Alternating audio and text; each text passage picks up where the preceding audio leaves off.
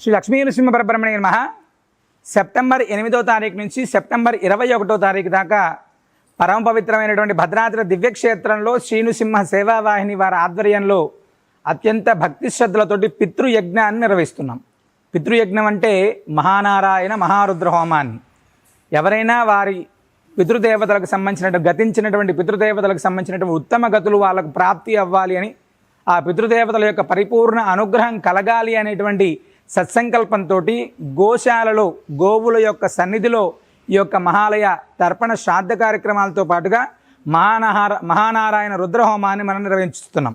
గోవులోనే పితృదేవతలు ఉంటారని, ఆ పితృదేవతల యొక్క పరిపూర్ణ అనుగ్రహాన్ని కాంక్షిస్తూ గోవు సన్నిధిలోనే మహానారాయణ మహారుద్ర హోమాన్ని నిర్వహిస్తున్నాం.